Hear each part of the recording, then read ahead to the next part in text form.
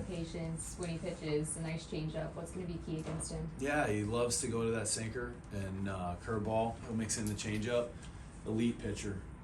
You saw that when he was young and when I was over there in 2019, and does a great job, works fast, tries to keep the ball on the ground, so we just got to get the ball elevated and, find a way to compete against him. What's up with that? The two-seamer, the run down? Oh, it's a great pitch, and that he lives by that. But he's smart too. He'll go to the other stuff, mix in that big curveball, and go to the changeup as well. Really about Nick in the cleanup spot today? Yeah, just he's a run producer. We've seen that. He's when we get guys on base, he's had a knack for driving guys in, and looking forward to him being in there. What was key about fitting Triolo back in the lineup at some point? Yeah, well, we've had a tough stretch here with a bunch of righties. I don't think the last lefty I think we had was against Lodolo, back against Cincinnati a while ago. So, he had a start there in Arizona, and just need to get him back in there and find a way to keep him going. He had a good game there in Arizona, and obviously we know what he can do defensively. Is this somewhere you like Nick going forward, like against left-handed hitters? I know it'll be different depending on the pitcher, but should we expect to see him in the Yeah, I don't know about the cleanup spot. With Spence, if Joey Bart's back, just finding ways. I'm not sure how that'll all play out, but today felt like that was the best way to go. This might be like a really common thing that you've seen, but it's just evident because, I don't know, IKF being at shortstop more permanently this year, he kind of switched his throwing motion to more overhead instead of sidearm, said he wanted to throw more like a center fielder there.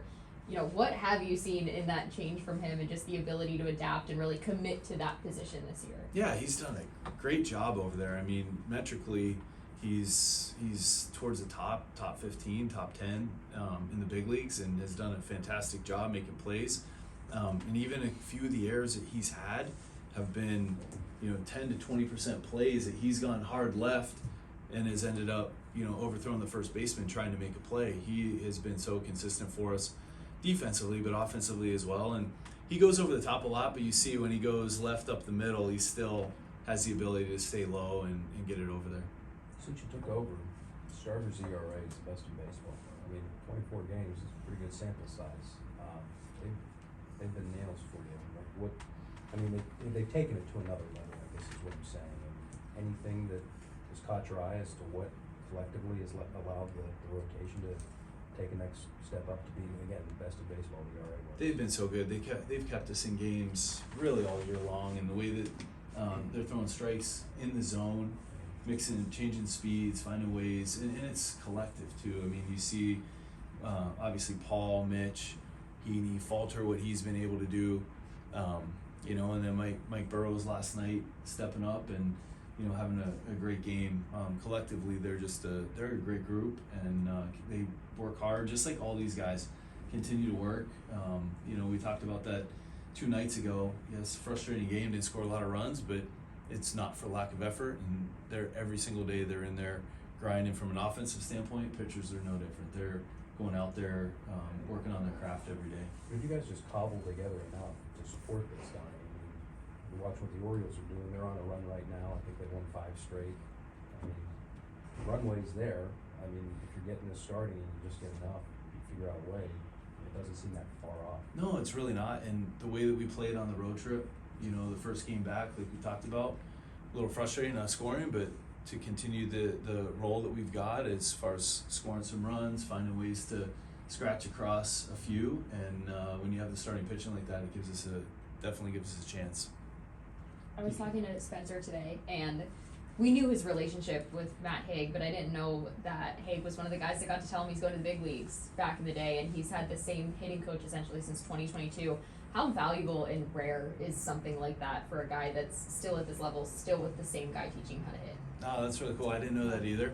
But yeah, I mean, with Spencer, with IKF was over there with Matt, and their relationship is tight, and I know that they're chipping away and finding ways to get better, like we talked about, and what a great relationship they've had for a number of years. DK, you were talking about Bednar a little bit yesterday.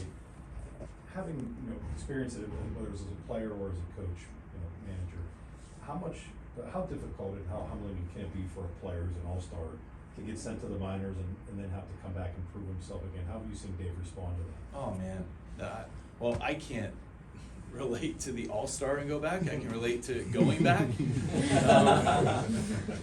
But I mean, you see the attitude that he has. He's a Pittsburgher. He's a blue-collar guy that works his butt off, and to do what he's been able to do, go down there and come back up like that, it's hard to do normally, but then when you throw the all-star thing on top of it, like, it's not easy. But to see the way that he's been able to do it, come back up, continue to get better, throw strikes with his off speed.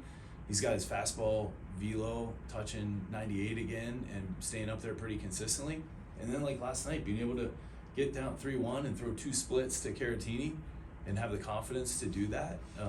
He just to continue to build that confidence, and it's because of who he is and the work that he puts in. Speaking about him being in Pittsburgh, he grew up in Mount Lebanon and moved to Butler.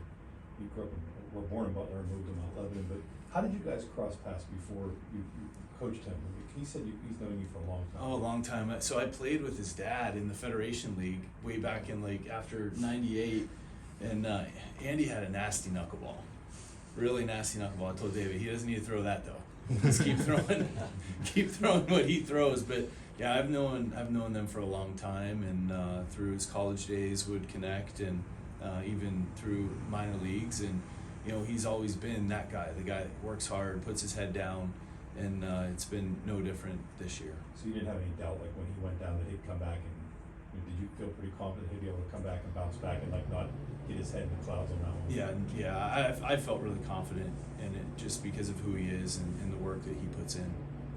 Tony, you talked about Nick Gonzales being a run producer. Do you think some guys just are better suited for that role and they can really smell those opportunities? I think so. I mean, and I think Nick has shown that over the course of time that he's been here to Nick's not going up there trying to do too much. He's going to be aggressive, but he's going to put the ball in play and stay gap to gap. He's done a great job of that in the time that he's been here.